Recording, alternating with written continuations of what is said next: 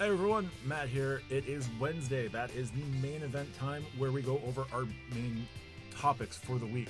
So if you're watching or listening, this is the meat and potatoes of the episode. If we happen to have any news to discuss as well, that's where we'll talk about it here. For the full episode, check us out on Saturdays. Thanks for watching and listening. Hope you enjoy.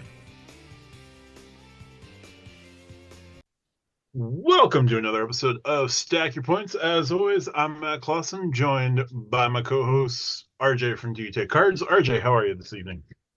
I am doing well. The Packers won this weekend. The Lions and the Bears lost this weekend. And the Vikings, if they had to win, at least they beat the 49ers.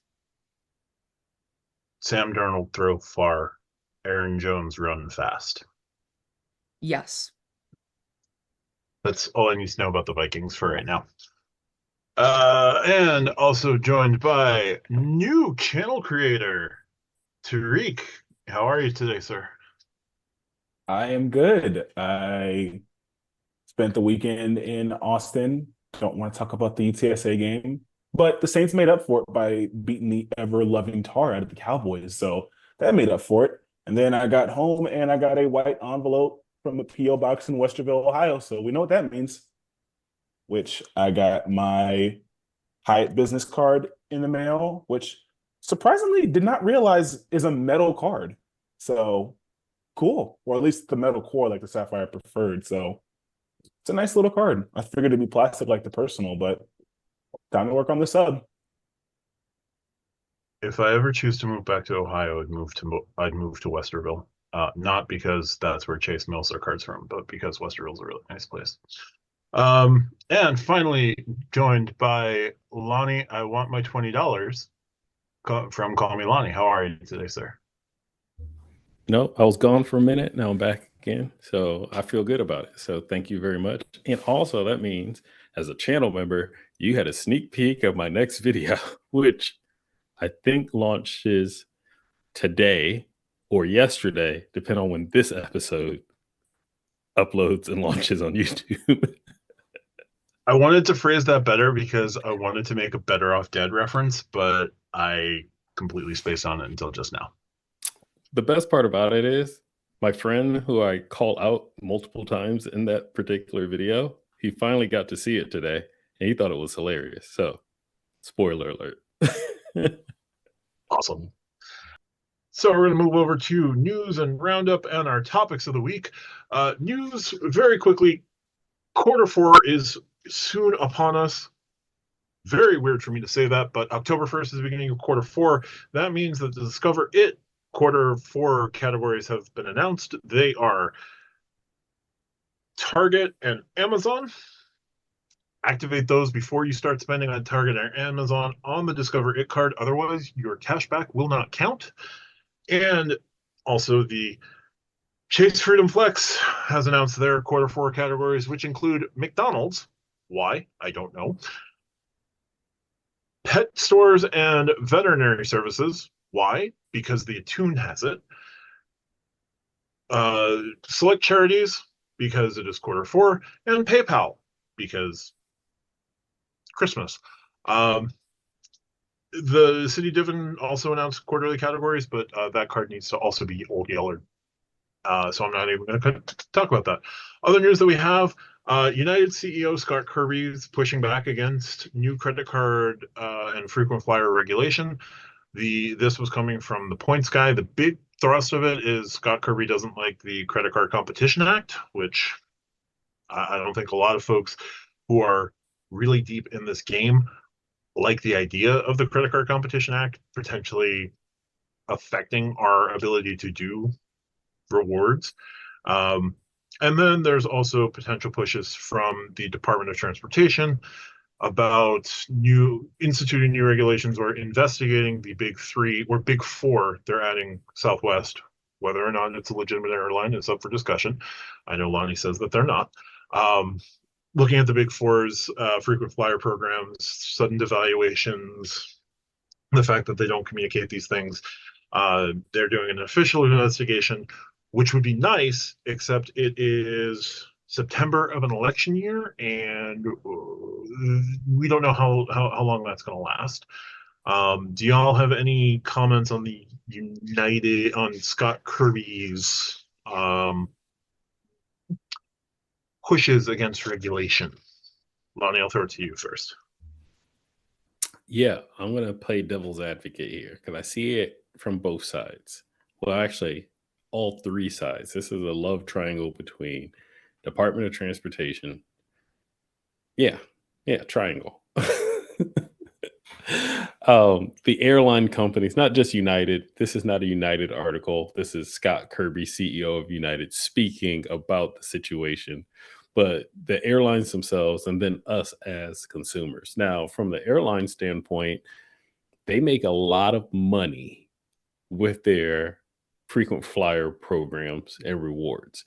I think it's somewhere like between, and this is a wide number, 40 to 60% of flights are use some type of the airline frequent flyer currency when you fly on them every single year. So a lot of consumers are actually using these types of things. I know someone's looking it up. I don't remember the exact number, but a lot of people use your frequent flyer miles with whatever airline to actually book flights, things like that, or credit card reward points, whatever you want to call them, travel currencies. Now, the thing is, when those airlines get to use those, they get to regulate that. I mean, they can adjust the value where they need to, i.e. a devaluation. Let's go ahead and bring this value down, make more people or spend more money on our cards or with any type of card or whatever. We still buy our flights, make more money. The same thing is retention. When you're sitting on 100,000, 200,000, 500,000 frequent flyer miles, you're probably going to fly on that airline you can use them on versus like, oh, I could fly for free over here, but you know what? I'm going to go pay cash and not use that over here. It's not going to happen.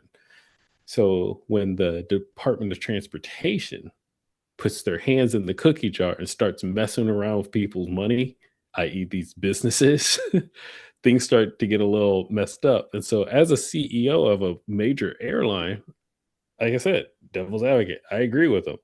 I don't like it. If I was a CEO and they're going to come affect my P&L, the way that I earn my revenue, the way I retain my consumers, then yeah, speak out. Don't like it. So I understand it. Now, the third part of the triangle is us, the consumer. We either win or we lose. Now, based on your perspective of the Department of Transportation, Pete, cool, do what you got to do until January 19th. Hope you keep the job or get a better one. Airlines, do what y'all got to do. Don't screw me over. Either way, no matter which perspective you're coming from, we as a consumer have a very high propensity of getting a short stick. We could be on Team Department of Transportation and still lose. We could be on Team Airline and still lose. So I don't have an answer. I understand the situation, but I don't have an answer of like what's best or what not. I don't have enough information to give a solidified answer of, you know what, Department of Transportation needs to go do this. Maybe they don't, because I'm traveling just fine without them getting involved.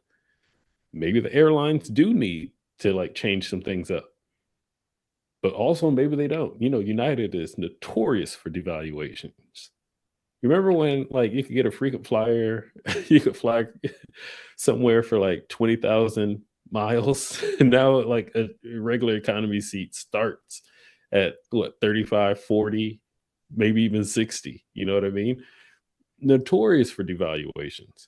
So are it ever going to get better? Like we talk about inflation in the economy. Do prices ever come down? Do you remember when gas prices were like $1 a gallon and now they're like $4 or $5 a gallon? People were like, man, gas is it going to come down? It never comes down. It might come down like 10, 20 cents, but it never comes down.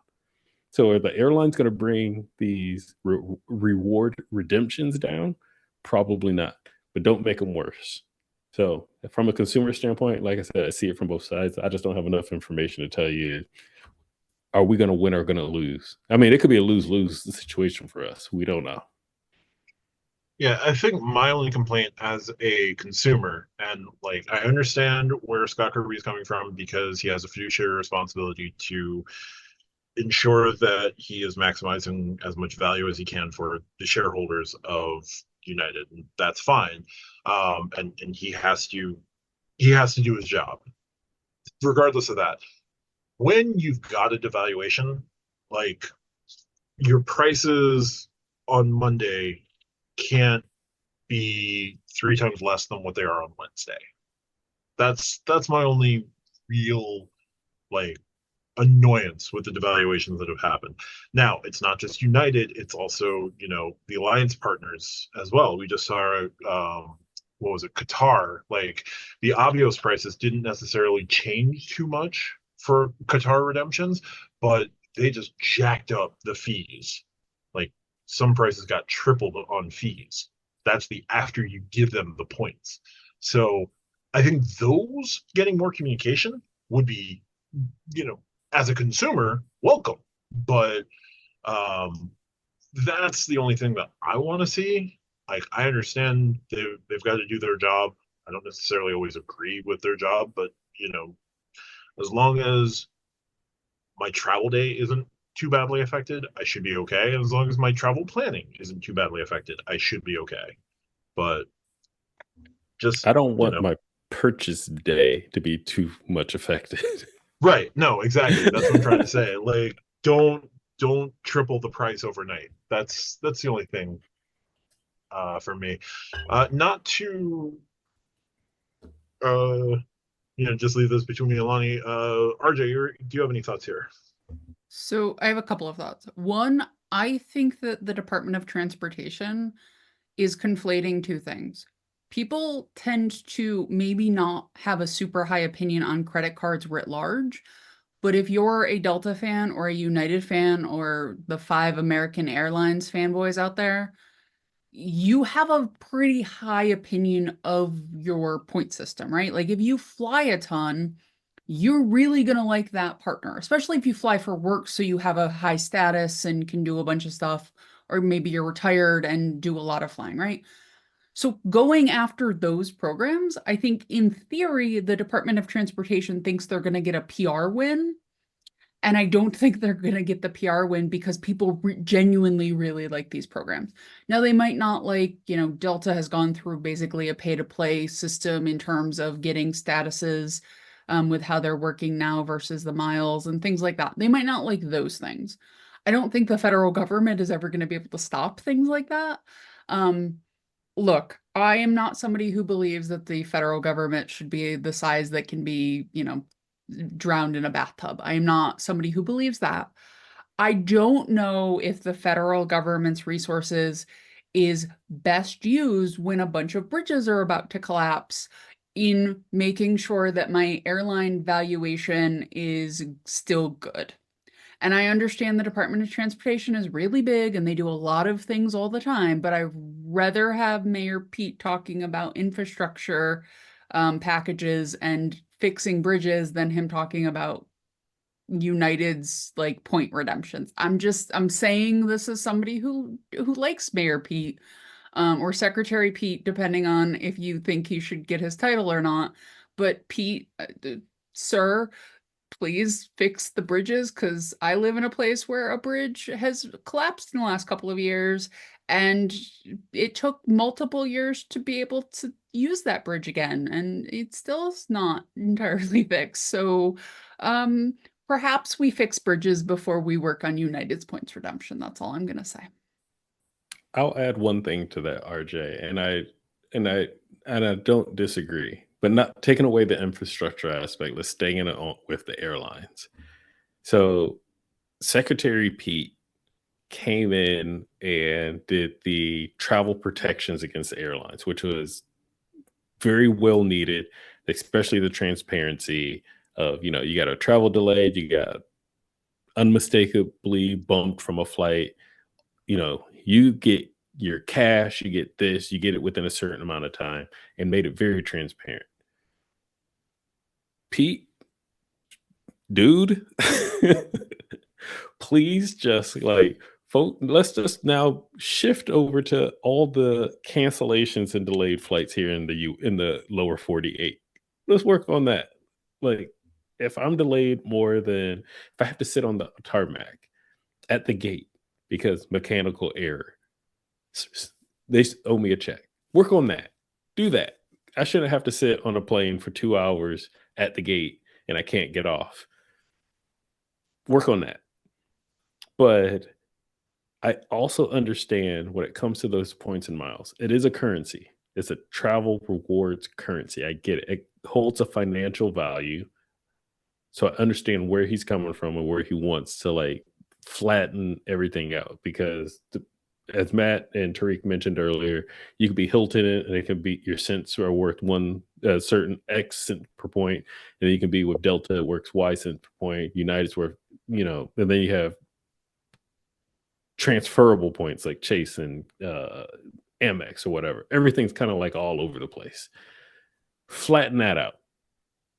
But don't mess with the businesses that could have eventually put whatever you change onto us as consumers. And that's what I'm actually afraid of when we talk about the conflict going on between airlines and Department of Transportation right now. Because like I said, as a consumers, it could be easily end up being a lose-lose situation for all of us. It could be a win based on historical here in the US. It's going to be a lose-lose for the consumer. Something's going to get pushed onto us. Always is. Tariq, do you have any thoughts here? Don't want to leave you hanging on that one. Yeah. So I don't want to get too political on this, so we don't ruffle feathers on one side or the other. The federal government has better things to do in regards to the airline industry, like Lani said, versus trying to attack or deal with the loyalty programs. I feel like between the big 3.5 airlines, that there's enough competition within each airline that they're going to revamp their programs in order to try to attract consumers. We just saw with Southwest going from their open seating model to having assigned seats so they can try to bring in more customer base. Like that's going to settle itself. One thing that was mentioned in that PointsGuard article, this was Scott Kirby also pushing back on the Credit Card Competition Act, which we talked about that before. And that I don't like that one, just from a consumer standpoint, from someone that does the points and miles. And in reality, that swipe fees really only helps like the big businesses that like the major big box retailers and stuff that they're not really worried about swipe fees eating away at their multi-billion-dollar profits. But I digress, because I remember the Durbin Amendment in the land of the before times where people used to get rewards on debit cards. I had a debit card on one of my checking accounts where I used to get 10 cents every swipe. That went away.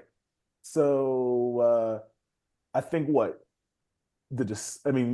PayPal just brought back their 5% on their debit card, and I think like the one rewards it's like 3% on Walmart. But other than that, it's like Discover's 1% debit card. So debit card rewards are basically non-existent because of that capped interchange fee on debit cards. So I don't want to imagine in like a weird apocalyptic world in the credit card sphere where that ends up affecting credit card rewards, where we end up like a Canada or a EU where we're getting like a sign-up bonus is like 10,000 MR points after like $8,000 in 6 months of spend. So yeah, I'm just gonna go off of there and just say just leave it alone. They'll be fine. Big businesses are gonna be fine eating, paying the 2, 3, 4% interchange fees or whatever Amex is paying now. Leave it alone. It's not gonna help like they think it's going to. Mom and pop shops are gonna be fine. So, and like, let's be honest, like the Walmarts and the Targets and the Amazons are the ones lobbying for that. So yeah, leave it be. We're fine. Keep our rewards the way they are. You're just gonna you're gonna just annoy and piss off the consumers in the credit card space. Now I know there's a small niche compared to like the other credit card users, but yeah, no, just leave it be. I'll just return to what I said in terms of the Department of Transportation investigation that has been announced. There's an election in 48 days. They may have to just short circuit that investigation depending on how that goes, which, I'll leave it there. Now we'll just move on. So we're going to move over to topics, and let's get started with topics. Tariq, how about we get started with topics with yours? Wow, that's a welcoming start. So, for those who don't know, or those who this may be your first podcast that you listen to for Stack Your Points, we Welcome, have by the way. welcome. We have the president and CEO of the term Pick Your Partners. And so before I get started with my podcast, hi, he's Lani, and he's the reason, on top of Kid Cat's question from last week, if you watched that show, that he asked me about what other hotel brands have to do to take my loyalty away from Hyatt and IHG, which, short answer, Hyatt has to die. But it had me thinking of, in the conversations we're bringing in with Matt, on like the term like of credit hotel and airline free agency. And obviously 3 out of the 4 of us here have our dedicated partners for whatever reason. And I was just curious, for those who either are just starting off and don't know who you want to pick for your partners, or you create tidbit videos every day, what the benefits are of being a free agent versus just having your dedicated travel partners. So I actually want to start with the person that I'm just ripping on playfully, because I genuinely am curious, because you're a free agent. Obviously, you use JetBlue and you have your somewhat partners, but you're not fully committed, for lack of a better term, to a hotel partner. So I want to get your thoughts, and if there are any benefits to you being kind of a semi-free agent. Sure. So I'm currently sitting on right around 200,000 Chase Ultimate Reward points. I'm also sitting on just north of 100,000 Wells Fargo points. And outside of those two ecosystems, dedicated points wise, I have 45,000 JetBlue points, and I have just over 120,000 Hilton points. 120,000 Hilton points can either get me one night somewhere, or they can tell me go kick rocks, which you have to keep building your Hilton stack no matter what you're doing. Benefits of travel free agency: no matter where I am, I have the ability to get something relatively quickly and potentially relatively cheaply. So I may not have to pay a full like $300 for a residence in somewhere. If it's a residence in that's $300, I could transfer over some Chase points and significantly cut down my costs and just pay the rest in cash with Marriott. Or I'm staying somewhere where there's only choice hotels around.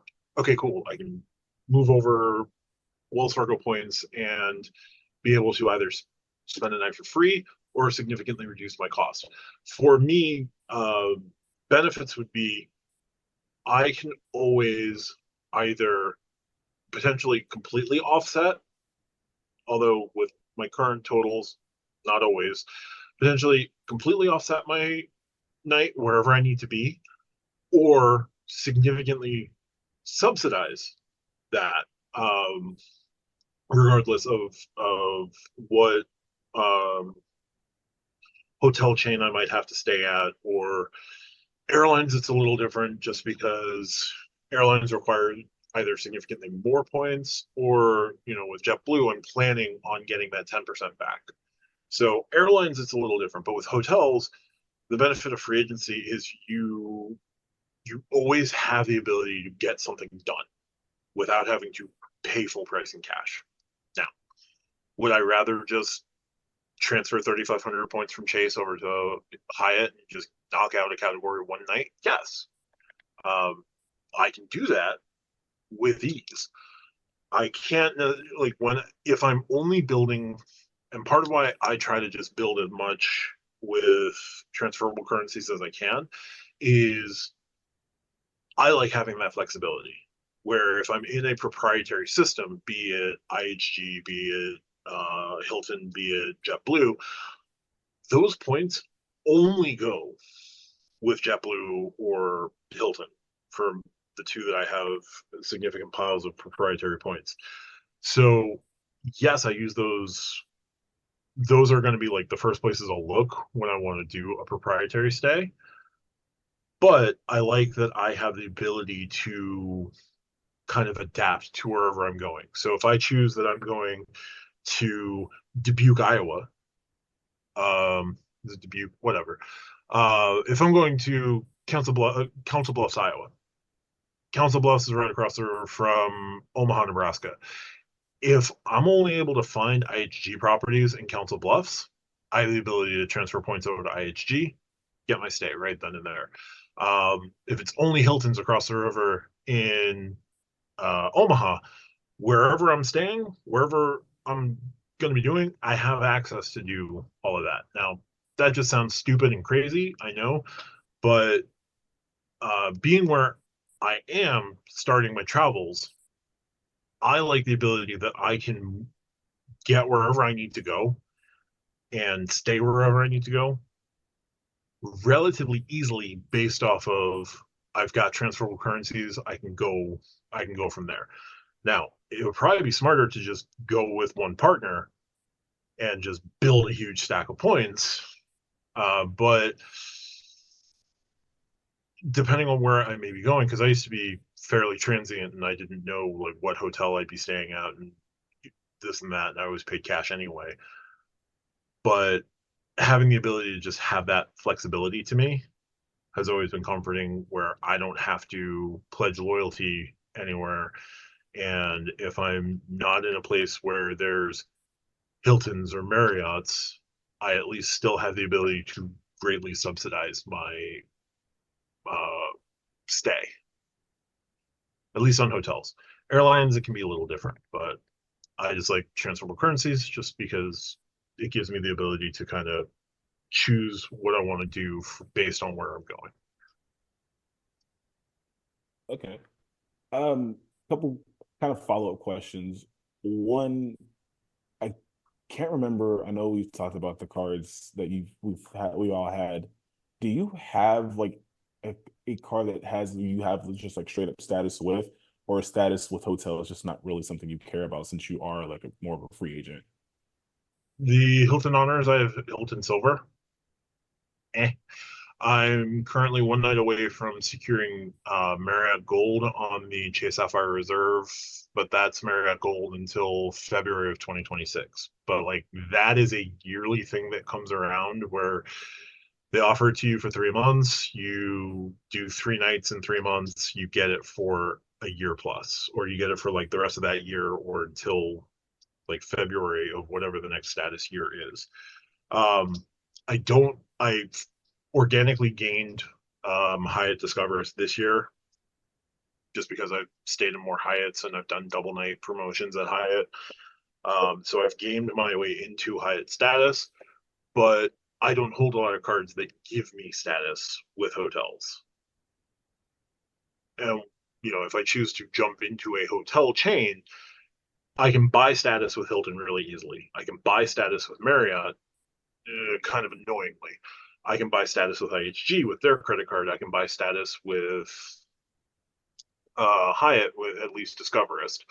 So, like, determining what my best return on spend is going to be with those, like IHG Platinum, or it's IHG, yeah, Platinum comes with the IHG cards, right? Yeah. IHG Platinum is a better return for my spend on IHG than Hyatt Discovers is going to be.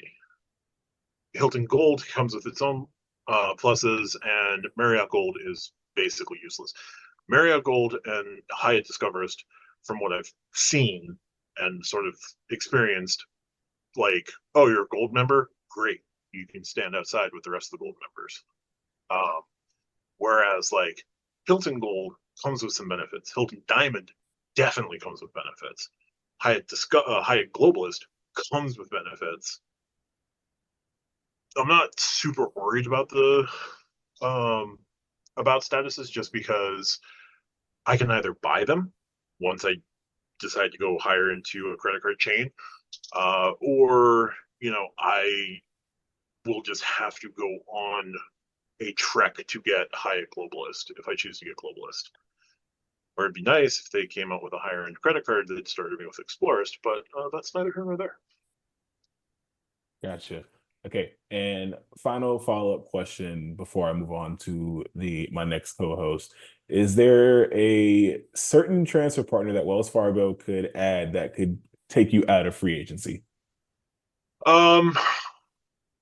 If they added American, I could make American and Hyatt work really good together based off of their dual setup. But I can also do I could do that pretty well. So if Wells added American, which seems more likely than Wells adding Hyatt, I could probably do that. Or I could just go down the rabbit hole with Marriott United or IHG United. So like, I could go either way. Cool. All right, RJ. We know you are the Amex queen of the podcast, and you don't even consider free agency because, well, I mean, you're pseudo free agency with hotels.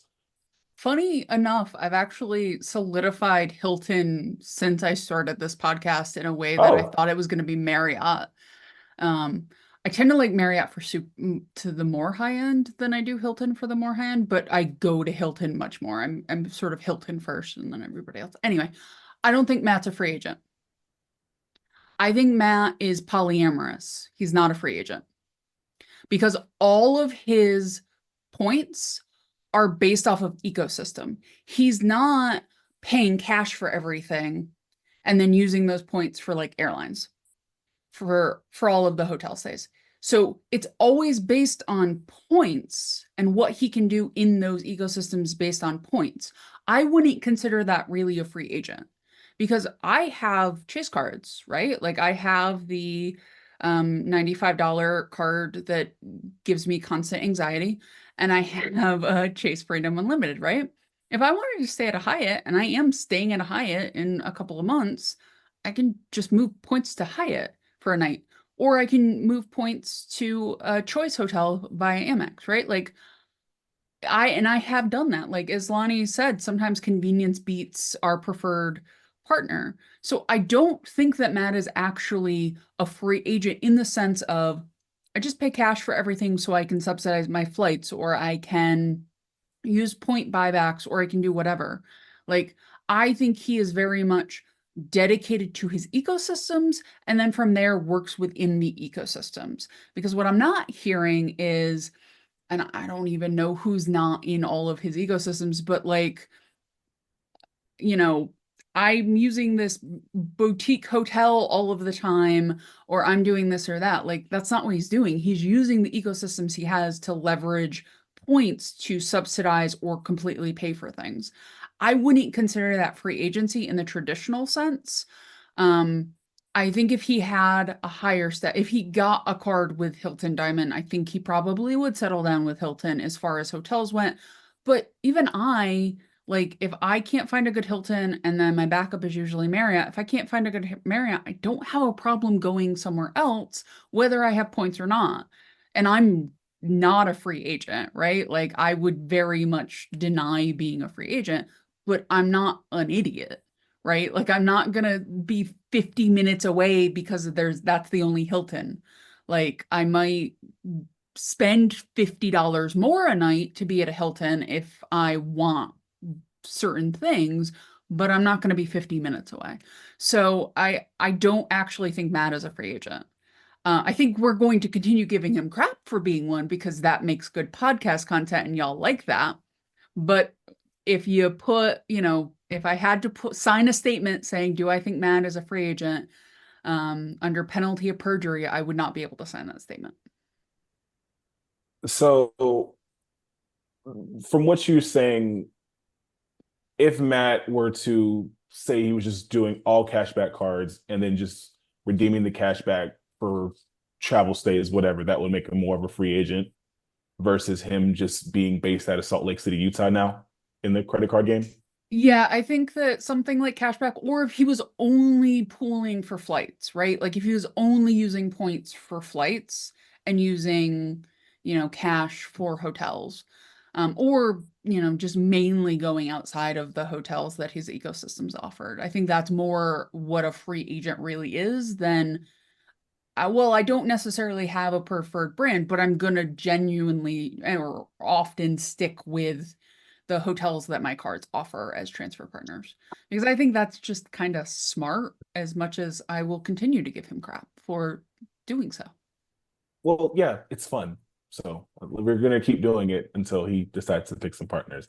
All right, now time for Mr. Pick Your Partners himself. Lani, what is your take on credit card free agency or points and miles free agency from your perspective of somebody who I know you would never even consider free agency just off of conversations we had? But he was a free agent. I thank you, Matt. I'm about to disappoint you then, Tariq. Well, at least since I've known you, I can't speak of what in the before times, before I even discovered, met all of y'all. So there are benefits to free agency because, as RJ had mentioned, you can book on preference or experience. And I know we've talked about it before, where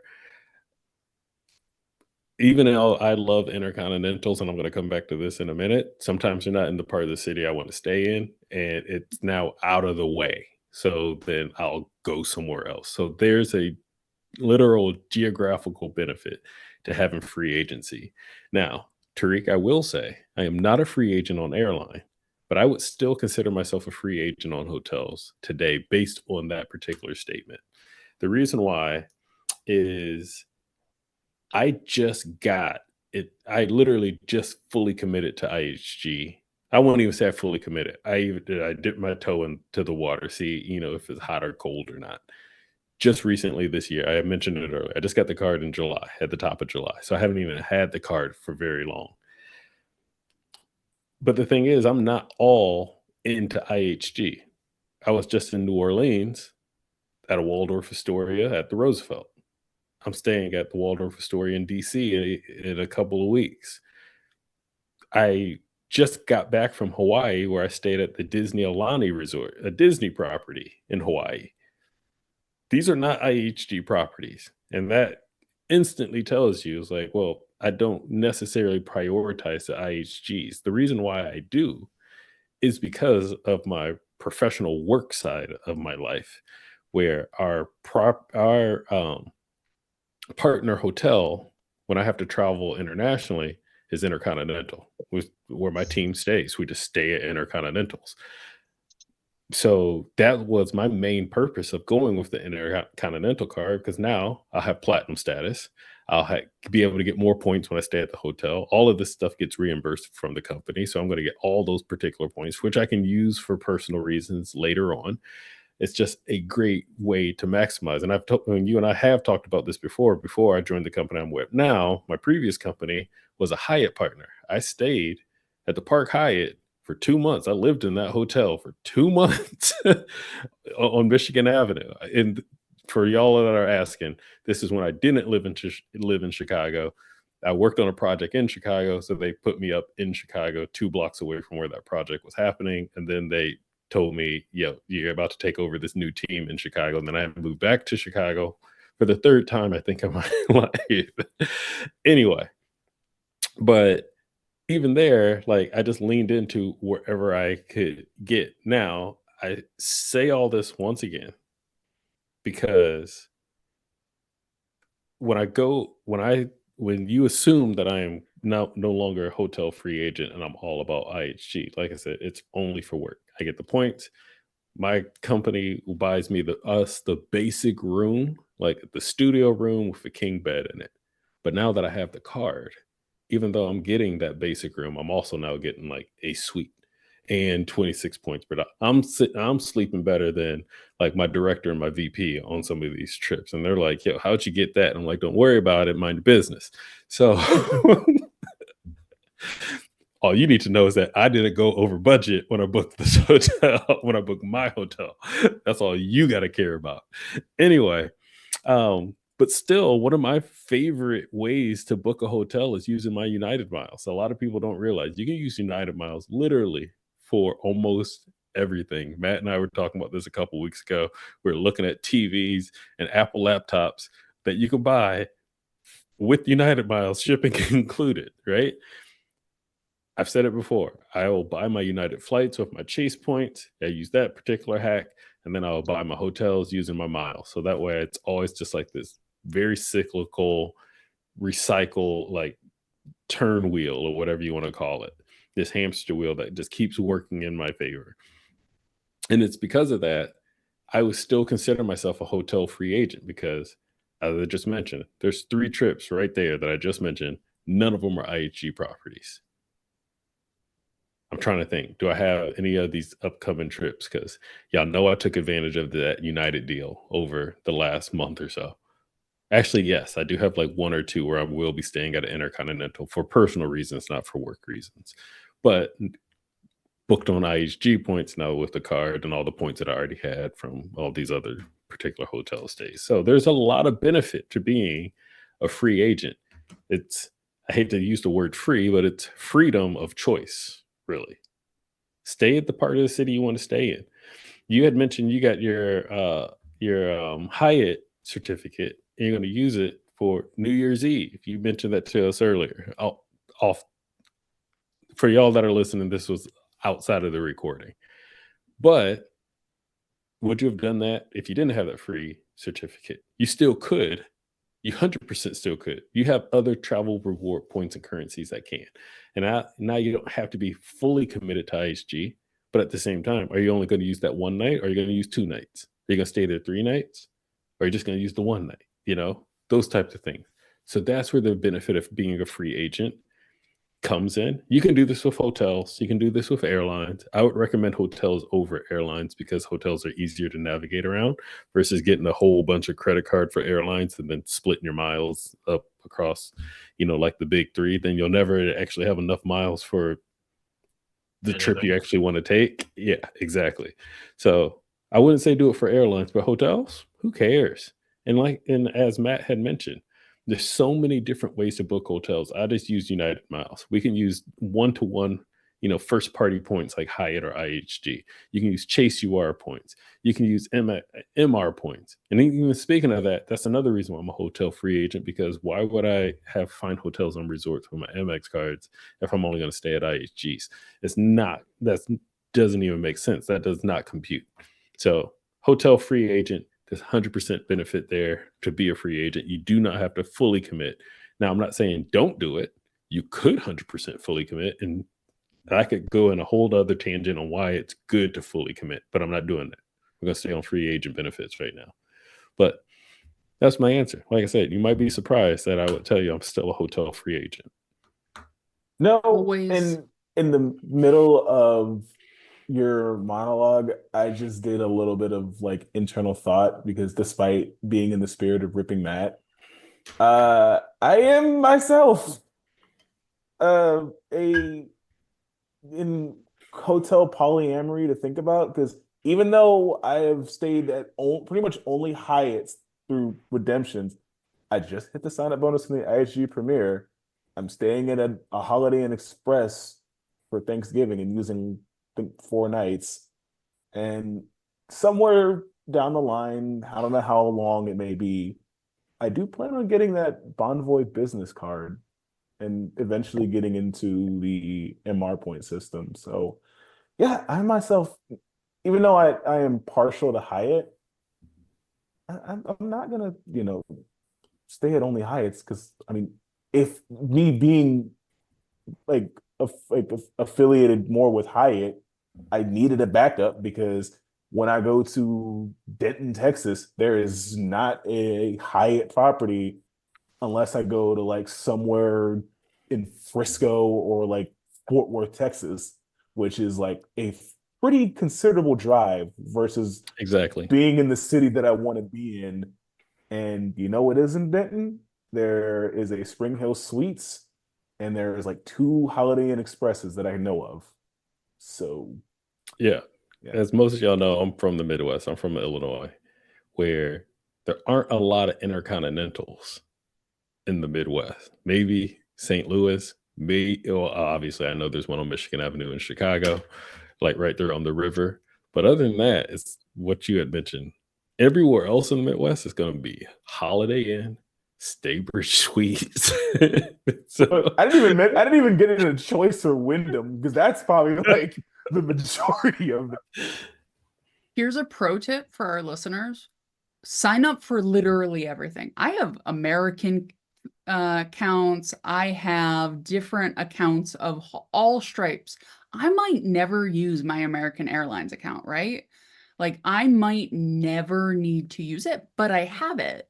So if for some reason, the only flight I can take out of my local airport is on American Airlines, I can at least, have my number in there. It can go through the system and everything can work, right? Like it does not hurt you to sign up for all of these free programs. Like member of everything. I have a Mileage+X account that I almost never use, but I have it. So if for some reason, Delta does something silly and I have to switch to United, I'm all set to go, right? So I think that yes, is Hilton my primary? I would definitely say it is. It's the one I focus the most on. It's the first one I look at. It helps that they're everywhere. So there is a level of Hilton anywhere I want to go, which makes it a little bit easier. But I almost always pull up at least Marriott, if not Hyatt sometimes, just to compare. Because maybe Hilton's ripping my face off in a particular town and Marriott's a third of the points or the cost, right? So there's a lot of benefits to, even if there is that partner that 90% of the time you stay at, there might be a 10% of the time where you do need to have a little bit of flexibility. And it's okay to do that. I'm not saying you shouldn't, but I also do think there are benefits to having a primary and then sort of contingency plans. Great point when you say that, RJ, because coming from, the point stacking guy over here, the point stack king of the point stack king right here. I'm going to self-title me on that one too. United guy as well. But when it comes to point stacking, there are so many programs that will get you those ancillary partner, even though they're not your plan A or your plan B. And I'm going to say, I think I've mentioned this one before in a previous podcast, Shell and American. You get 3 American miles per dollar when you shop at a Shell gas station. If you're not a Bilt card holder, or you are, who cares? Lyft, instead of doing get your Lyft points, or whatever credit card you're using in Lyft plus 2 Bilt points, you can actually swap that out to Delta. And I think you can also do Delta with Instacart as well. So I mention all of those because I know I do American and the Bilt, and I think I do Delta from my Instacart. I don't fly on Delta hardly ever. I don't fly on American hardly ever, but that also counts as activity and it keeps those accounts open. So even though I might only be getting a couple of miles per dollar every time I fill up my gas tank or every time I buy on Instacart, eventually it will eventually add up and I can use it for something later. The other aspect of sign up for everything, the dad in me is going to go ahead and give you a parent hack alert. And that is, all these airlines don't have an age limit. If you buy a seat, that seat someone should earn miles for it. Yes, my son is going to be 2 in less than 10 days from now. He already has United miles because I buy his seat. And he just sitting there accruing them. Don't let those miles go to waste. Don't leave that money on the table. So yes, not only sign up for everything, but also sign your kids up for everything. If you're buying that seat, someone needs to be earning from it, or else you're losing that, leaving that stuff on the table. That's all. Honestly, I'd say the true free agents are the Capital One Venture X holders and the city folk, because y'all hotels programs, we got to talk about your hotels programs. They're terrible. Wyndham, if Wyndham is your primary hotel transfer partner, you're probably a free agent. You're lucky you have Wyndham. All right, so we're going to wrap on that one. Lani, your topic for the week. So my topic for the week is actually a pretty fun one. It's current, is relevant, and I would like to get my co-host's thoughts and opinions on it. And I'm calling it extended sign-up bonuses. So right now, we're seeing a lot more of these extended sign-up bonuses. And what I mean by that is like with the Chase Freedom Unlimited card, they just had, well, within the last 12 months, I should say, we had a extra 1.5 points or percent on everything. And then there was also a double your points on everything after 12 months.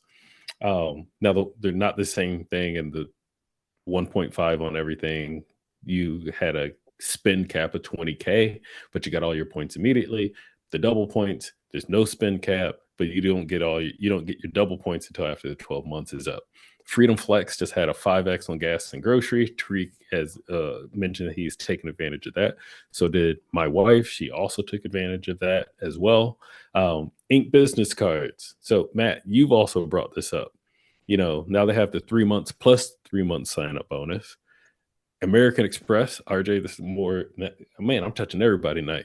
Amex always has 6 months, so that's not really extended, but they have, like, if you do it through Resy, you get the standard 6 months to hit your spend, but then you might get an additional 3 months of dining or something like that, 10x on dining. We are starting to see this more and more often. My question is, do you consider this the new normal? The second part is, do you like it? And the third part is, what are your thoughts or opinions on it? Matt, I'm going to kick it off to you first.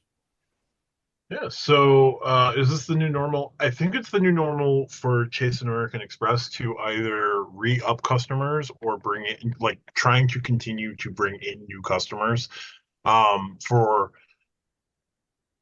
all the reasons. Like, I don't want to say that Chase and American Express explicitly are at saturation, but Chase and American Express are like 1A, 1B in the credit card world. Like, they run on different tracks, and I have a video coming out where, like, I say what sort of tracks they run on, but they don't overlap. But Chase is always on the lookout to get more customers. The best way to get more customers is those welcome offers, whether it's the Freedom Flex, like stealing the Discover It or the Discover mantra of double your cash back, double your points for a year. Like, I was really close to pulling the trigger on that particular welcome offer when it was available. Why didn't I? Well, I was at Chase Marketing Scarcity and was pretty sure I wasn't going to get the card, and I had just gotten denied for the card, and I had just gotten denied for an in-cash card, and I was like really annoyed at Chase for that, like 15 minutes. The Flex, they use that 5x gas and grocery in order to convince you that you don't need a gas and grocery credit. You don't need a gas and grocery multiplier all the time. Just come to us every 24 months, and we've got you taken care of. Or really 36 months with the way that they operate things. So, like, Chase and American Express, these offers are the new normal. Like, they're always going to find a way to present these in order to get more customers, whether it's someone signing up for yet another ink card or getting somebody, roped in isn't the right word, but getting someone attracted to the Resy offer where you get that, initial 80,000 points. Oh, and you're going to get 10 times points on dining for the first 6 months of holding the card, or however long it is. So for Chase and American Express, this is their way of getting more customers. I think the other issuers can still get away with larger welcome offers up front and just to bring you in. If Capital One went back to the 100,000 point on the Venture X. Like folks would run to get the Venture X, whether it is $4,000 in 3 months, or if they decided to do a 6-month offer and they could do like, I think the other thing we're going to see more of is the 2-tier offers. I generally don't like the 2 tiers, but you'll get something where it's the spend the base amount, like the Hyatt cards are the best example of this. Spend the base amount and then keep spending to this other amount where it's 2x until you get to that other amount where it's up to this number. The Hyatt cards are so obnoxiously weak where they should just give you that number. But there are cards that are potentially stronger that they could do that sort of 2-tier approach. Like the Chasing card is currently 2-tier where it's kind of extended, kind of 2-tier where you are still spending the 6,000, but you're doing it over 6 months. You're still getting the 75,000 points. And then after a year, you're getting a 10% bonus if you've got a Chase Business checking account. Like that is enticing to me because even after I hit my welcome offer, I get my 75,000 points and I keep getting my 5 times points at office supply stores and internet and phone and all of that. Then at the end of the year, I'm still getting 10%, a 10% bonus on top of everything. That's really enticing. I for Chase and American Express, this is the new normal. Do I like it on some cards that are worthwhile? Yes. On other cards, I just see it as a gimmick to offset the pay no attention to the man behind the curtain. Primarily the Freedom Flex is my big culprit there. Sometimes the Platinum card, just because the Platinum card is kind of weak in terms of earning capability. It's a strong card, but in terms of like what points you make, not necessarily. But the other issuers aren't going to jump on this because they have to do customer acquisition. This is customer retention, or we've run out of ideas. You haven't come over before. Here's 10 times groceries for a year. If that's the only way you're going to come in, that's what we have to offer. So like they've hit saturation and this is their new normal. Wells Fargo's not doing this anytime soon. Capital One's not doing this anytime soon. PNC's not doing this anytime soon. Discover's about to get joined at the hip to Capital One. But like the other issuers, the non-Chase and Amex, they don't have to do this yet. When they start doing this, that will be a completely different conversation. I will also add, even though it's a debit card, the PayPal debit card does the 5X right now when you sign up for the new debit card. So that is just pure crap. I'm just saying it in relation to my question. Yeah. Even you brought up PNC, I can bring up PayPal. Okay. Yeah. Fair. That was fair. Yeah. No, I'm not gonna argue that one. Okay, RJ, how do you feel about these extended 12 months offers, or these kickers, sweeteners, as Matt just called them, for like Amex, on top of the already established 6 months? So I think I agree with what Matt said. I think it's almost a little bit of an anti-churning measure by Amex and Chase, because if you have to do something for 12 months, like you can't churn it in that 12 months, right? Like you can't, like as Tariq's going to do, he's going to hit the sub on the card he just got, and then he probably won't use it, right? Or just use it sporadically. And they don't want you to do that because they want the swipe fees, right? Like they want I put you my to gym membership on this card. Right. That's pretty much it, though. I'm using you as an example, sir. Relax.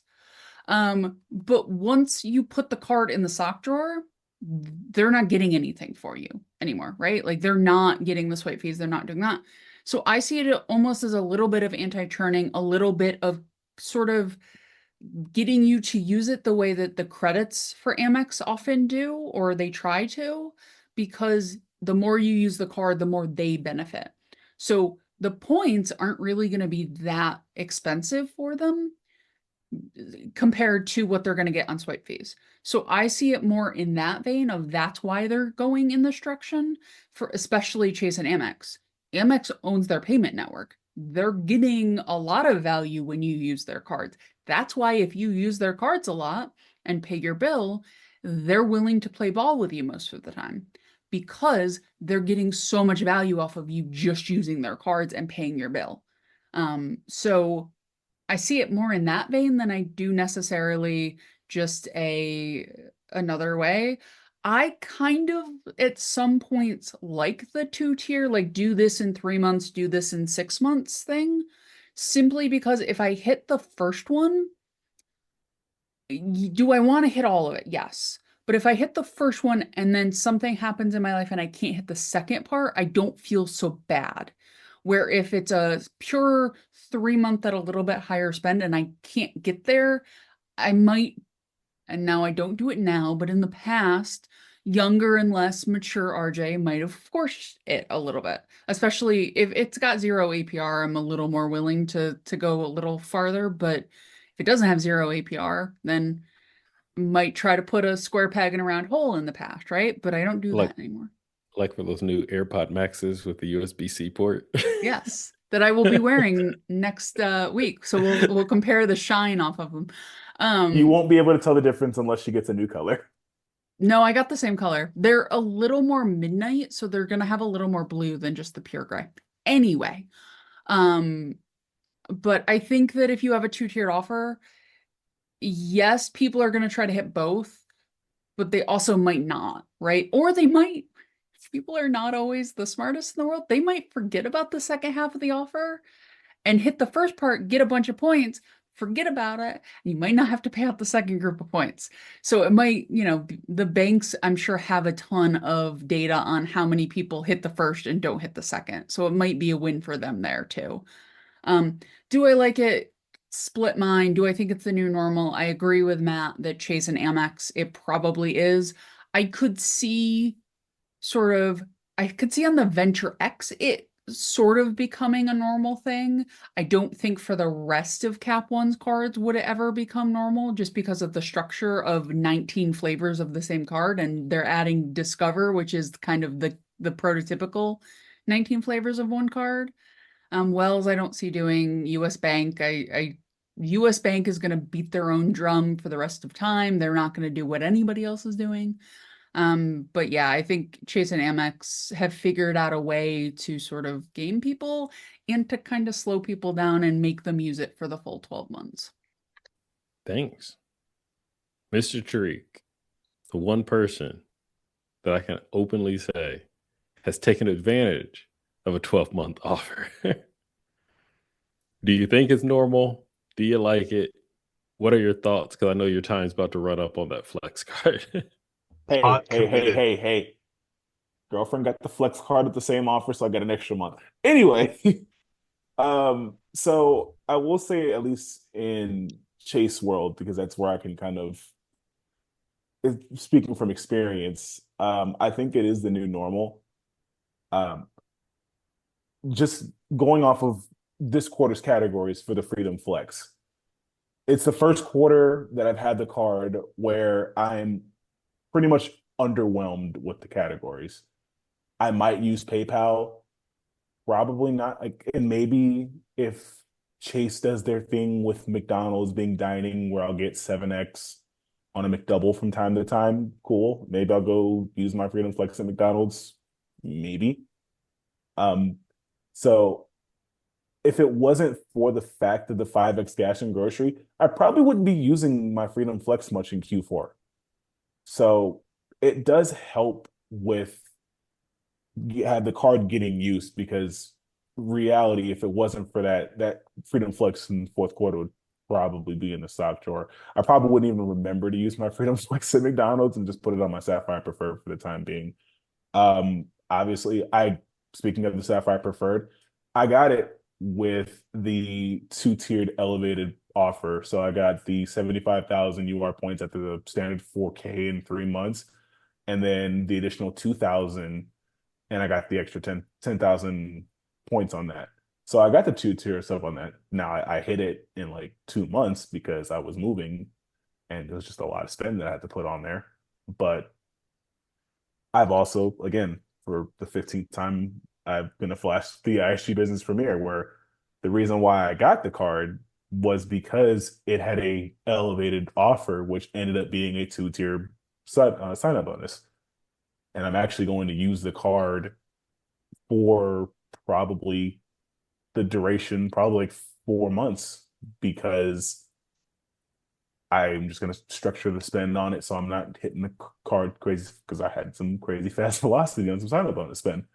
So I think in that light, it's the new normal because it allows for use for some cards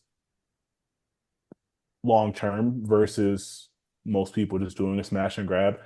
Even though I kind of share Matt's sentiments on the Hyatt cards, I'm still more apt to get him because I see high amount of Hyatt points, whether it's 60,000 or 75,000 points, and the Hyatt blinders go on, and I'm like, oh, I want the card. I'm going to spend basically $2,000 a month if I average out over the 6 months to hit the sub on this card. I would go get the personal World of Hyatt card and try to hit the full 60,000 sign-up bonus on that Hyatt card so I can get as many Hyatt points as I can. And if I don't, I'll still spend the 15,000 and get the free night certificate on it. So it does, in that sense, influence and promote, for lack of a better term, incentivize people to use the card longer than just the sign-up bonus window. For some cards, I like it. I mean, if I can get the Freedom Unlimited where I get double cash back, or even if it's just the extra 1.5x, if I can get 3x catch-all on a chase card, sign me up. Like, it was a good year. It was a good year. I'd be willing to do. Like, I'm doing it now. It's fantastic, and I don't even like chase points that much. Look, I don't even know how many points that I've gotten just on the 5x cash and grocery. I am loving it, and if I get that on it's either there's two. If I can get that again on the Freedom Unlimited, or possibly the double cash back, or even if it's extra 1.5x, I might forego one of those marketing scarcity slots for that card because I'm going to get a stupid amount of chase points. Unlike some apps, you can go into the Chase app and find out how much you spent on that. Yeah. So those are my thoughts and opinions on it. It's definitely going to be here to stay for Chase because I don't think anyone's going to be like extremely excited when the standard app form, the Sapphire Preferred, is just 60,000 in $4,000 and spend in 3 months, where in the spring you're going to get the 2-tier sign-up bonus and get extra points. And it's like the rise of Sapphire Preferred YouTube videos is going to spike because of that elevated offer. We see it every year. Well, we're going to rephrase it in May, and who knows, maybe I'll be the anti co-host that actually posts the video, much to my co-host's chagrin. There's enough people that do that enough. I can't wait for the dueling Tariq, Matt post the same topic, but the exact opposite takes for the next episode. I cannot wait for that. I mean, I did just record a 17-minute video about the Chase Sapphire Preferred, so I'm going to post an 18-minute video on the Chase Sapphire Preferred, basically just countering Matt's takes and basically siding with everybody else, just for fun. Maybe I'll do that. Who knows? So maybe my channel will be an anti-Matt channel. So that's how we're going to get Tariq to post, is Matt's going to make a video to provoke Tariq, who's going to respond. That actually could work, Matt. You're doing a public service and content. Quite possibly. Yeah, the members only content is going to be epic. That's all I'm going to say. So subscribe, and hit that bell. Looking forward to it. Like, I can imagine just me and Matt just going off on the Sapphire Preferred, despite both of us kind of having middle ground, and I understand where he's coming from.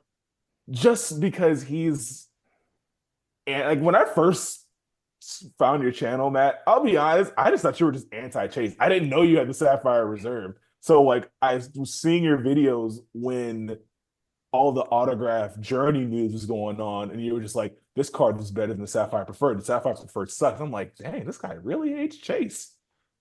No, he just I hates don't the have Sapphire Chase. Preferred. I hate the Sapphire Preferred, and the Even only though thing you're that on like record to say it was a good card. We have video proof of that too. it's still a $95 crap card.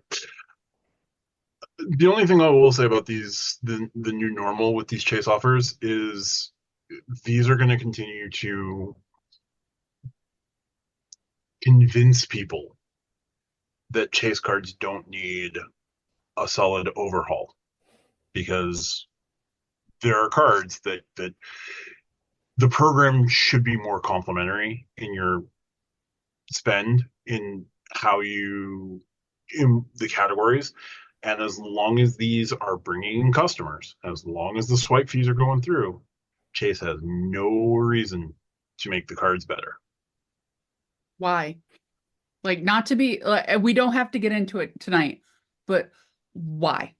Because I am in an ecosystem called Apple, where the iPads walk you up a ladder and Chase cards walk you up a ladder and Amex cards walk you up a ladder. So my question that we will do one day and not today is, why should they be complementary? Like, other than it would make us all happy, but that's not why they're in business. One day we'll get to that question. Maybe it'll be a members only special. Members only. Sign Gosh, up. we're gonna have so many ideas. We need to subscribe, like, let's make the algorithm happy so we can please get these members only so we can get really, really fun and it'll get juicy.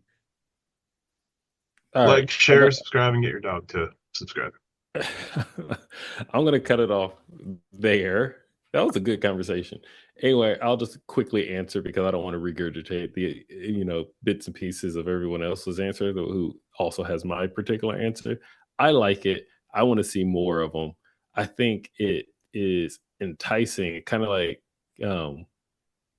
it takes away the sign up bonus blinders. Like, so many people are like, sign up bonus. Got to get it, got to get it, got to get it. So when you extend it out, it kind of takes some of that away, as as all three of you also said. With that, pass it back to Matt. Let's move it along. Absolutely. We'll jump to my topic. My topic is kind of piggybacking off the whole concept of welcome offers. Welcome offers are the most effective return on spend, but there are only so many, and only so many pertinent to those who are entrenched with their partners. Besides stacking, how else can people maximize their daily spend without making it too much of a job? So what I mean here is, if you open a card and you're working on that card's welcome offer, you're going to use that card for everything. After you've hit your welcome offer, now it's a question of what other value does this card bring you? Now, if it's a 1.5 times points on everything or 2 times points on everything card, you have pretty solid use cases for it. If it's elevated points here and there, you can find your spots for it. But welcome offers are always going to be a higher return on spend, a higher value proposition for you than using your card every day.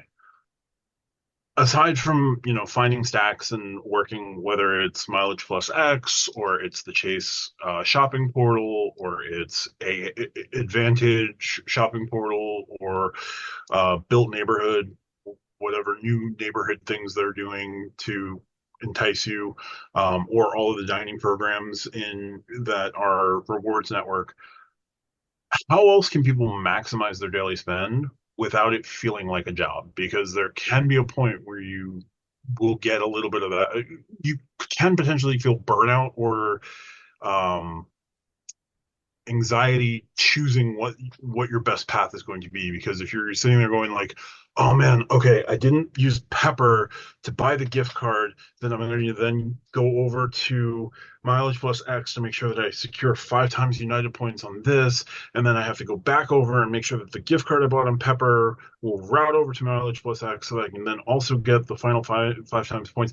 Like that starts to feel like if you're not doing everything in a particular order, you're going to cause yourself some level of anxiety.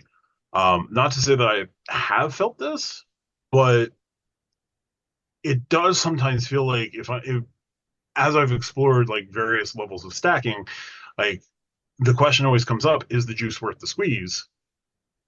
Like, how do you get more return for yourself on your everyday spend without it feeling like a job? I'll return the favor to Lani. How do you go about it? Well, I think you might have thought you were going to throw me off when you said no stacking, but you were incorrect, sir. I'm actually prepared for this. Takes me back to before I uncovered the art of stacking. It wasn't so much to throw you off. It was just more like, yeah. Unless I have like a magical 3x everything card, like, how am I gonna make myself feel better? You don't have the Robin Hood gold card? Oh God, no. Anyway, to answer your question, I would say it comes down to 2 things in 3 parts. The 2 things are card organization and optimization. You have to understand which cards are doing what for you at what particular time. And so those 3 things first would be on the earning side. You have to understand your cards and your spend. And every single transaction has to have a purpose where you can maximize the whatever earning category. Because as you said, we're not stacking here. So it's just basic bonus categories, basically, where if it's transit, travel, food, dining, make sure you use the right card. Am I using my Amex Gold? Am I using my IHG? Am I using my Freedom Flex with the promo on it? Whatever. Make sure that has a purpose. The second part would be redeeming. Redeeming does not necessarily have to be cent per point, and I'm not going there. Don't worry. But there are, let's even take, travel reward currencies out of it. If you were paying cash, there are ways that you can save on travel depending on where you're going and what time of day and also what time of year. And that also translates to travel reward currencies as well. So if you can, book early. Book 10 months out, 11 months out. You'll find the best deals. They're going to be the most award seats. They're going to be the most award flights, which means supply and demand. You're going to get a better price at a lower offer than you would if you tried to book 2 months out or 1 month out, anything like that. Also, travel during the off season. If you are in a position where you don't have, for example, kids in school, my son's not in school yet. So I'm going to travel during the cheap parts of the year while kids are in school so I can save some money. Even if you have a kid that's in kindergarten or first grade, what are they going to miss out on? Coloring in the lines? Come on, let's be real here. Use that week. I ain't saying pull your kids out of school, be your own parent, but I would do it. I'd pull my kids out of school if I could, if it was the difference of $800.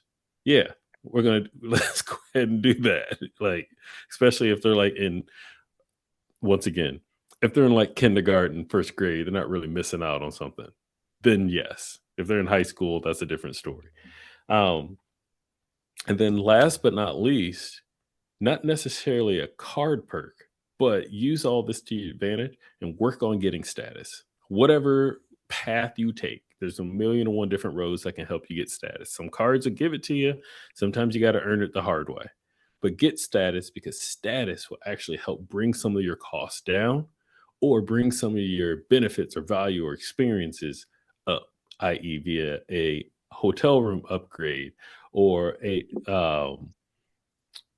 Well, it could be an airline upgrade as well. So it could be like upgrades. Or once again, there are certain cards, i.e., my United card, that will give you, once at certain levels of status, give you discounts on those flights or award redemptions, those types of things. So that's my part 1, 2, and 3 to help answer your question. And like I said, none of that had anything to do with stacking. But not only did I optimize and get as many points as possible, especially going back to status, like I mentioned before, with United 1K, you get 11 miles per dollar just for buying. Doesn't matter how you buy it, just buy it. You get 11 miles per dollar. You're optimizing the way that you are earning those miles or said points, and then you're also saving money on how you redeem them. And then at the same time, you can also still get an enhanced experience based on status. All good, all useful, especially in that world where stacking can become a little hairy. RJ, your thoughts here? So I'm going to potentially not answer the question and potentially piss people off. But I'm okay with it. I think that I completely agree with Lani that you should use the cards for their intended multipliers. I think you should basically always do that, right? Like, I am never going to tell you to not do that within reason unless you're sub hunting. I think sometimes you need to take a break from maximizing every single thing and just use your freaking credit cards and take a month where you're not thinking about everything so deeply that your central nervous system is always at a 10. Because here's the problem, right? If you're always at a 10 becomes your new 5. And then you have to keep going up a little and a little and a little. And then your 10 becomes your new 5 again. And you keep going up, right?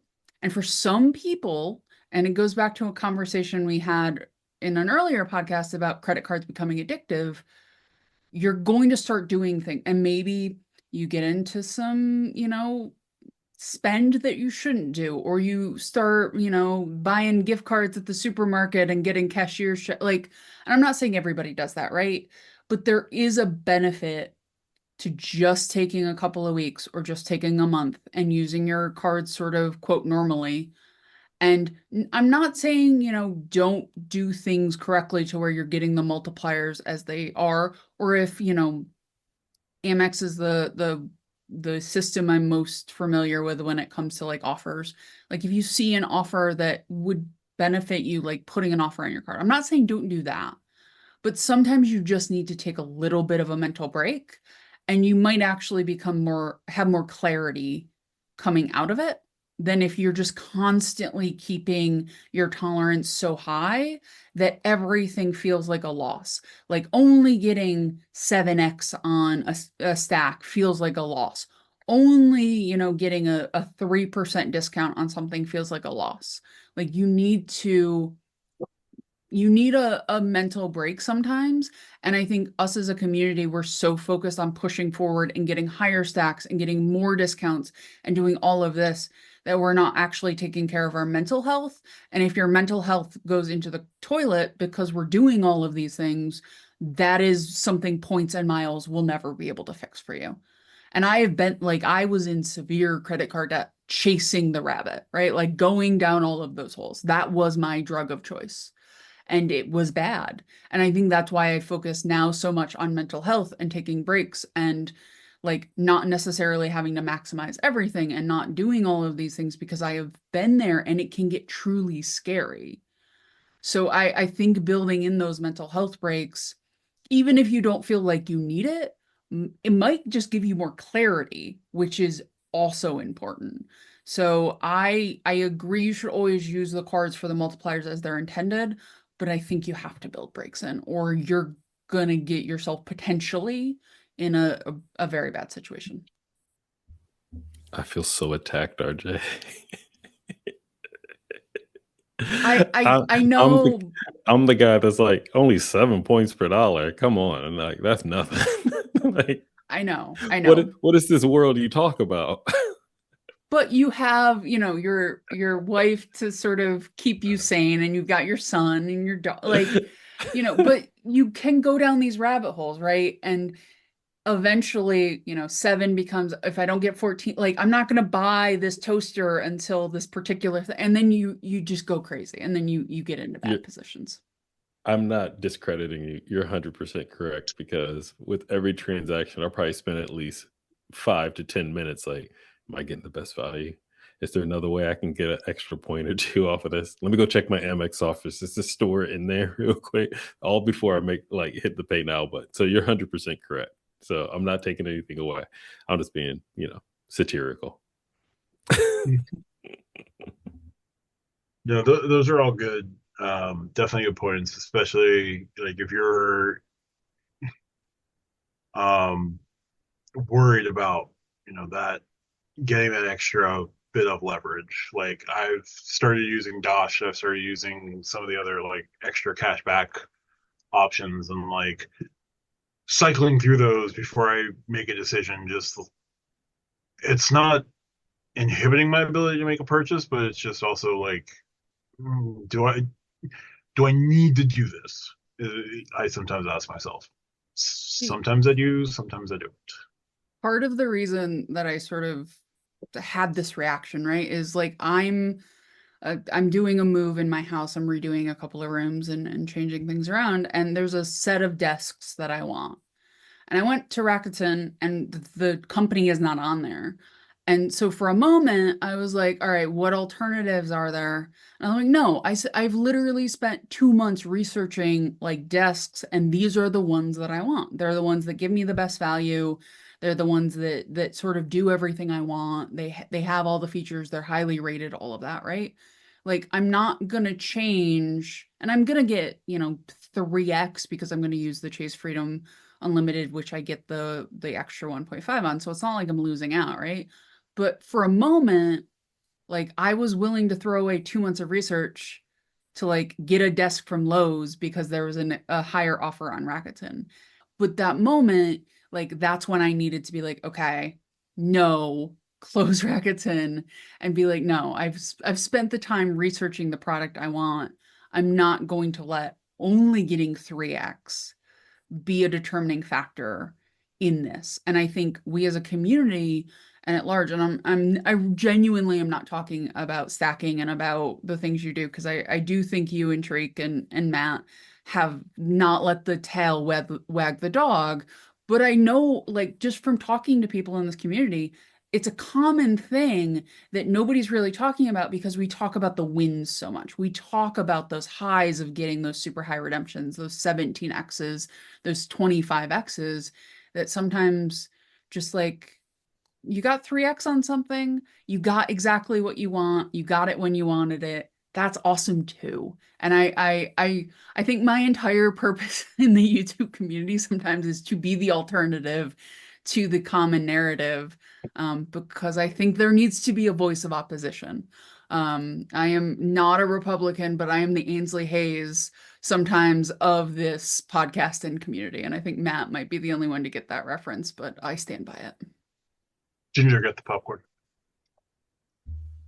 I'm going to add one more tally mark to, we need the members only, because this will be a perfect segue to why Sipper Point does not matter. And I'm turning off my mic. We need what, 293 more? Wow, I got our subscriber number right off the top of my head. Tariq, your thoughts on this to close us out on this particular topic? So, Lani, I'm just gonna say it for the record. You felt called out by RJ on that one. RJ and I had a conversation over the weekend over something similar, and I was like, "Damn, you just airing out my dirty laundry, huh?" Also, I feel like we were really, really close to like another RJ rant, but she like let off the gas right before she realized like it was there. And maybe we're saving them for members only because we got a taste and it was fun. Now that I got that out the way, I feel like I kind of side with the general consensus of, in order to maximize daily spend, just maximize like, using your cards that have the max categories.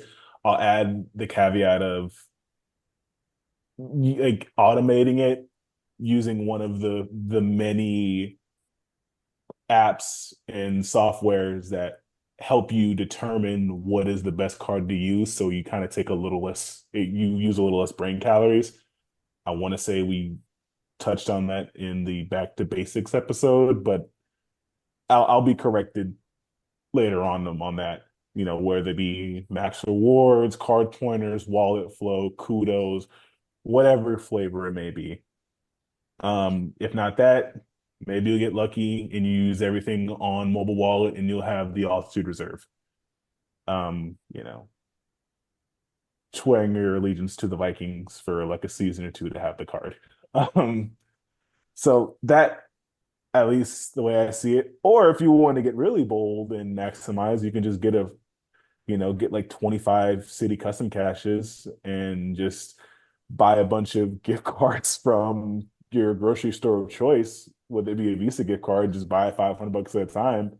And then you're going to get 5x on $500, and there's your 5x or 5% on all the things. And I say that with a cheeky asterisk of please don't do that because, City may not like that. And we don't want any of our viewers to get shut down or end up on a blacklist from a little jokey joke that I made. I just have to say the amount of patience you would have to do to get 25 city custom caches, you would be I forget the Catholic term for it, but you would just basically just become a saint immediately because that is a while. I think at that point, if you're willing to do that, you need to have a one-on-one with RJ about mental health and credit card addiction. And at that point, maybe RJ is like the mom of the credit card community that we just need. And she'll have to sit down and make you think about why you do that and why it may or may not be a good idea. I don't know. I'm just going to go with Lionfield on that one and just get the cross. All right. Yeah, sorry to have completely derailed that one. RJ, your topic if we're done there. Tariq, I'm sorry. Were you done? Yeah, no, I was gonna lead off with that custom cache joke. That was the best. Oh. That's the best way to maximize your spend, getting Yeah. like 2 or 3 custom caches. I think that awkward silence put a nice little bow on the end of that one. That's fair. Get the other cross. No, sorry, get the bigger cross. RJ, your topic. So I want to talk a little bit about spontaneity, which is not something the credit card community is known for. A couple of days ago, I was texting with one of my friends. My birthday is coming up in December. And I basically said, she lives in the state of Tennessee. I said, hey, you want to go to Nashville for my birthday? And she very quickly said, it's got to be a weekend because I don't have PTO, but yes. And within 45 minutes, I had plane tickets, 2 hotel rooms, because she graciously let me put the hotel on my card so I could get the points, and she is paying me cash for it because she doesn't believe in credit cards. So we're doing that, and like we were all set in like 45 minutes. And I think one of the things we agonize, and this goes back to a couple of our other topics tonight, but we agonize on points, we agonize on cent per point or other things, and we sort of like we talk about take the trip. But I think spontaneity is slightly different, right? Because I was caring about location. I was caring about what time I got into Nashville. I was caring about a lot of other things, right? I was not looking at necessarily redemption rate. Now, when I booked the flight, I had a $500 gift card because I got an offer to get 5,000 points for a $500 gift card on one of my cards. So I used that. I didn't look at Delta point redemptions. So that was a little bit easier in that vein. It was like $300 for the flight, which I'm not ever going to turn down a first class flight for $300. I get to go to LGA and have a couple of drinks in the lounge while I'm doing my layover. It'll be great on my birthday. So that'll be fun. But my point sort of is, do you think that spontaneity is something that kind of becomes a cheat code if you do points and miles because you have access to be able to do it quickly? Is it something that you do? Or are you sort of like, I'm going to basically plan out everything at least, a week or two ahead and make sure? Or have you ever, turned to your partner, turned to a friend and just like, hey, let's go hit the road? Tariq, I don't think you've been first tonight, so I'm going to go to you first. Well, thank you, RJ. I appreciate that.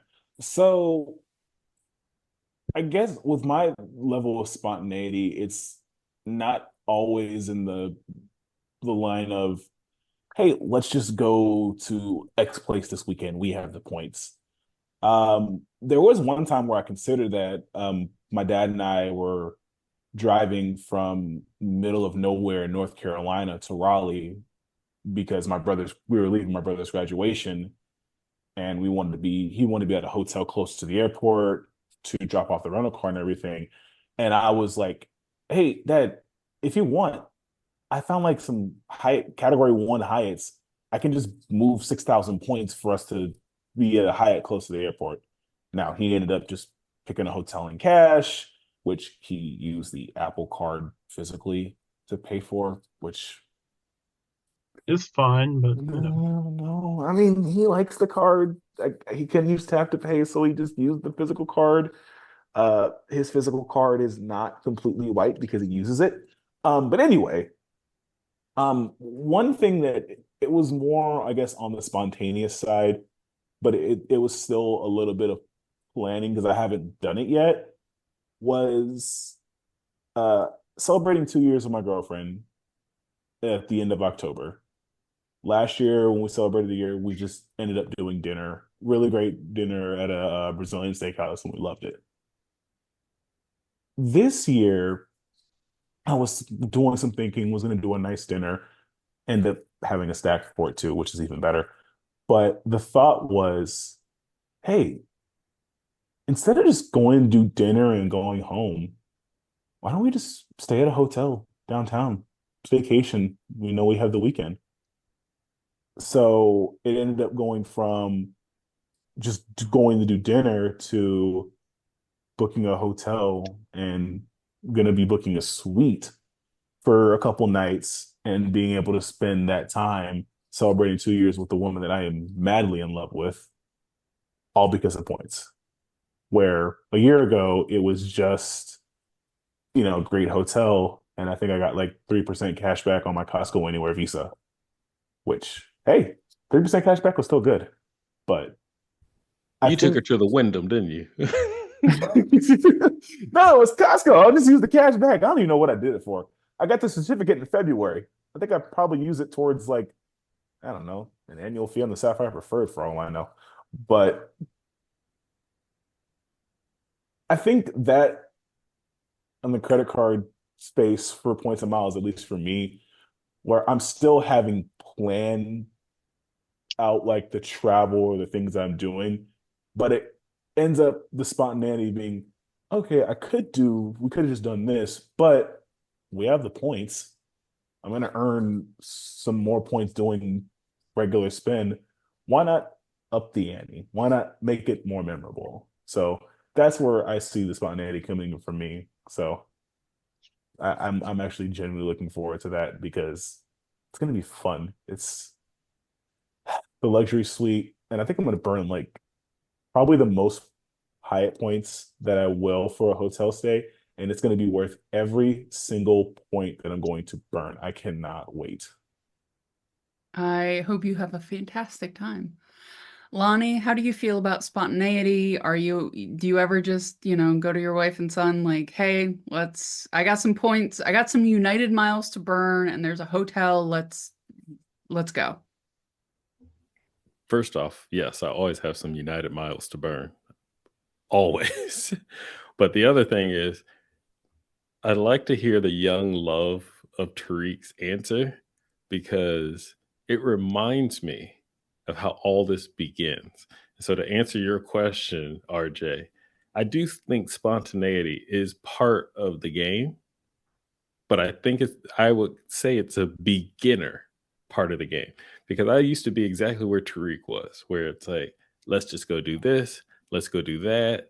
I I don't know if I mentioned it on this podcast, but I mentioned it on Anthony Venture's channel before. Like when I first met my now wife, who we've been together over almost 10 years now, 10 years next month, actually. We've been together, not married, but together.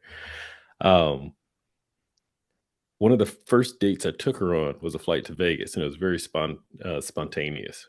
She had said she had never been there before, and I had been there lots of times. And it's like, you never been to Vegas? Hold on. And boom, flight, hotel, all of that. This is literally like our third date that I just like, hop on the plane. You're coming with me. So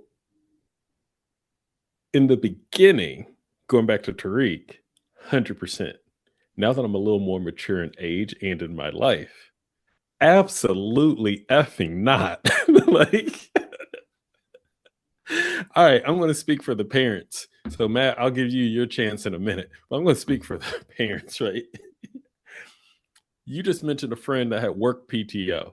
That's real right there. If you don't got them hours to take off, you can't really be spontaneous, right? I have a dog. So if I want to go somewhere, I got to have someone watch them. Like literally dog bowl, dog food, collars, someone that I can trust, someone that's not going to like keep them locked in a cage or something like all day. So it makes that very hard to just pick up and go. And then kids, OMG, especially young kids, like having a toddler, car seat and a stroller. I'm 2 bags in every time we want to travel somewhere. That's before I even pack my socks. I already have 2 bags that I have to check, period. So no, spontaneity is not part of my life as much as it used to be anymore. Now, I will add, when it comes to spontaneity in the sense of planning, like, oh, do you want to go to Disney? Which is, I'm just using that as a reference because I mentioned it earlier. That's a lot easier to be like, yeah, let's go. But we're not going to go tomorrow. We're not going to go this weekend. It's going to be at least 2 weeks, 3 weeks out or something like that. Or like, oh, you want to go to New York? Sure.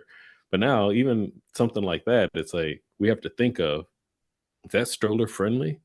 Like, have you ever tried walking a stroller up and down the subway system in New York? Like, no, we ain't going to Manhattan. Screw that. Like, like that ain't gonna drop him off at grandma's house or something, those types of things. Now, there is still a level of spontaneity outside of new love and new romance, like in the world of Tariq, where there is the emergency aspect. Like, we can have a date night and just be like, let's not, if we had the dog sitter and the babysitter and all that other stuff, then yeah, let's just grab a hotel room downtown. Sure. Or in the case of emergency, you have a flight that's canceled, you're far away from home. I've had emergency landing where I got stuck in Oklahoma and Houston in 1 year, not at the same time, not the same flight, but I got 2 emergency landings where I got stuck, where let's just say I didn't have all the travel protections and insurances and all the knowledge that I have today that would, of course, had me covered. Then yeah, I could just be like, I'm just going to book a hotel around here tonight and take care of it. Those types of things. Or going back to the younger crowd, road trips. Man, I remember road trips. And you just got tired at 3 a.m. Everyone's asleep and you're driving and you're swerving. Like, nah, we're just going to pull over here to this window, this choice hotel, Staybridge Suites. And you could, in the car, on the app, you could just book a room with points or miles or something of that nature. So to answer your question, yes, spontaneity is part of the game. Now, there are different levels of it depending on your age group and where you fall.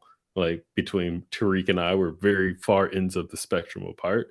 But yeah, I think it exists and I think it's part of the game. If it weren't for my solo travel days, my dating days, my single days, and that spontaneity with my friends, meeting my wife, I wouldn't have the knowledge and the experiences that I had today that make me the more educated planner to have a more robust travel experience, if that makes sense. No, I think that's a great answer. And like, look, I don't have kids. I don't have a partner. I like my life as in that direction where I don't have to, the only person I have to make sure is alive the next day is myself. So that is really good for me because I should not be in charge of a tiny human. Like that is not a job that I should ever have. So good job by me for knowing that. Anyway, Matt, what do you think about spontaneity, about just saying, you know what, let's get in the car and go, or let's just book this trip? What are your thoughts here?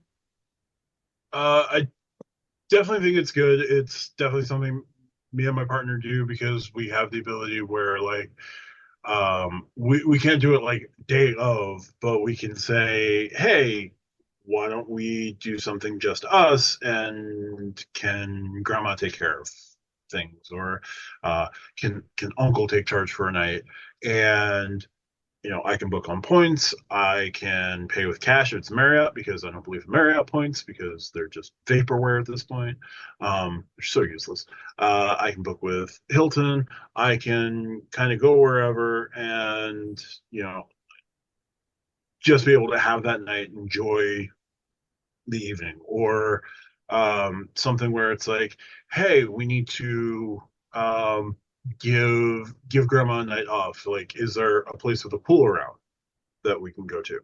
And boom, I can have that done in 15-20 minutes, and we can go and um, give small one time in the pool because that's all they love to do, especially at hotels. So like spontaneity can definitely play a part in things, especially when you're able to cover everything with points just like that.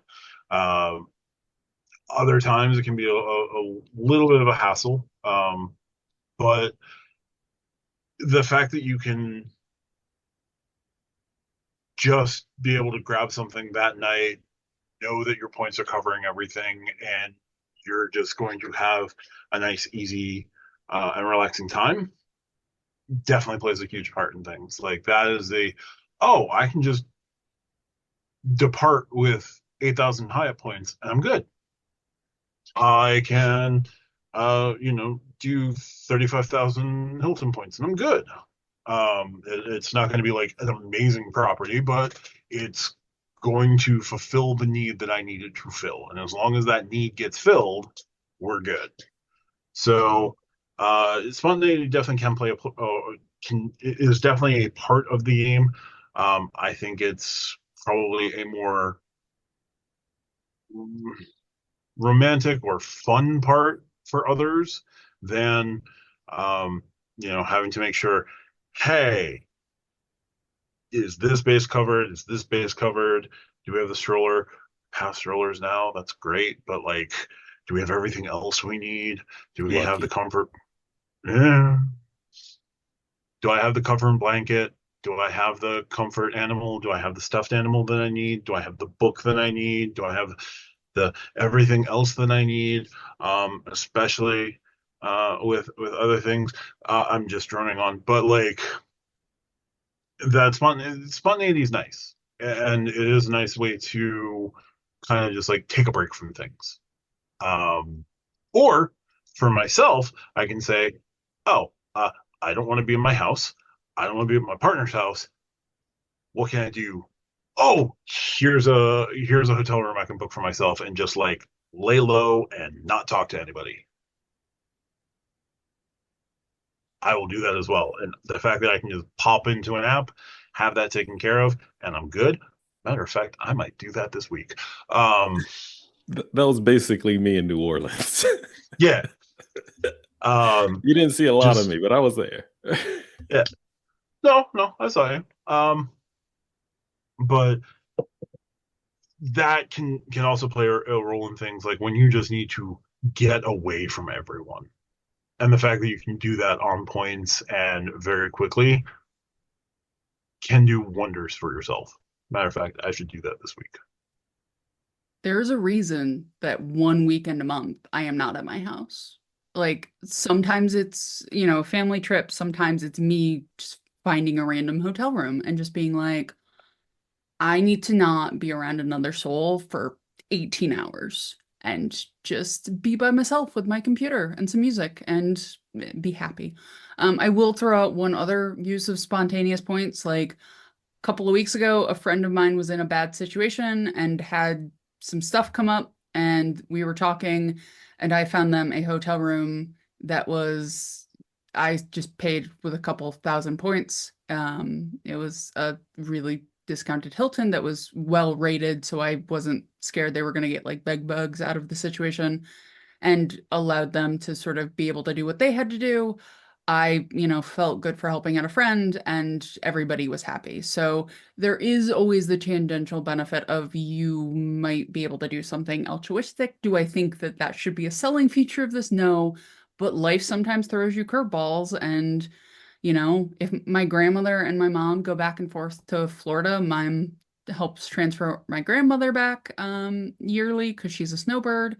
If they got stuck in Atlanta and my mom called me, yeah, they have my stepdad's Amex because he's an Amex guy too. They have his Amex that they can just go charge a room, or my mom can say, because she's going to ask me ultimately, where should I stay? And I can get her a room, and I can, make sure she and my grandmother are good. So there's always that. I always keep a stash of points. Now that I think about it, maybe I should do just a random Hyatt place stay. Like, there's a category 1 that's like a short drive, and I mean, Do you have any like choice or 5,000 Hyatt points points. left? Literally am working on a car that's going to give me 75,000 Hyatt points, and I still have 100,000 UR points plus 11,000. Working on. I also have 11,000 Ultimate Reward points because I signed up for Factor and HelloFresh through the Chase portal on my Freedom Flex because I was curious to try it, and I figured, why not get a stack out of it? I just know if you hold that card up one more time, I'm What you gonna do? calling Hyatt and canceling it for you.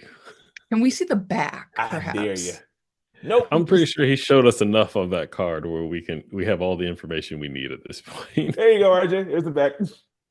You know it's bad when Lani's sick of seeing the card. All right, I think that's going to do it for this week's episode of Stack Your Points. Let's go around the horn. Tariq, if we need to find you on the internet, where can we find you? Well, before the internet, you can find me at the Alamo Dome this weekend so I can see my beloved Roadrunners get a win for the first time in 3 weeks. Other than that, you'll eventually catch me on my new-ish now YouTube channel, Reeks Rewards. Video pending. Probably after football season. We'll see. But aside from that, you can catch me scouring through the Stack Your Points Discord server, putting in inputs, and most likely dropping memes. Also social media, because we have that now, and you're in charge of it. Oh, yeah, right. Still working on that. My bad. Well, maybe hopes should spring a little less eternal for UTSA and a little bit more eternal for the Stack Your Points Instagram. Lani, if we needed to find you around the internet, where would we be able to find you, sir? Well, if I'm not at the recycle center with Tariq's new card, I can be found right here on YouTube. Channel is Call Me Lani. Lani is spelled Lani. It's all one word. And come by, say hi. Hit that subscribe button. I'm on my way to 3,000, and I can't be more excited. So thank you, all of you that already hit that subscribe button. Excellent. And RJ, where can we find you on the interwebs? You can find me at Do You Take Cards. I will be back posting presumably on Tuesdays and Thursdays going forward, starting October 1st, because Tariq has started his channel, so I will now be starting back with mine. So October 1st, I need a couple of weeks to write and film and do all of that boring stuff so I can start posting again. Man, writing, that's an aspect of things that I need to figure out. And you can find me at my Clausen YouTube channel, where I post sometimes daily, sometimes multiple times a day, sometimes take a couple days here and there, just because there's very little news to talk about. Yeah, so you can find me there, or in the Stack Your Points Discord, or the Venture Capital Discord as well. I'm still lurking around there from time to time. But that's going to do it for Stack Your Points. If you like what we do, hit the like and subscribe button on YouTube. If you really like what we do on Saturdays, give us 5 stars on Apple Podcasts or the podcatcher of your choice. And if you want to leave us questions, comments, anything like that, comment section, stackyourpoints@gmail.com, and the Stack Your Points Discord. So we look forward to seeing you next week. Talk to you then.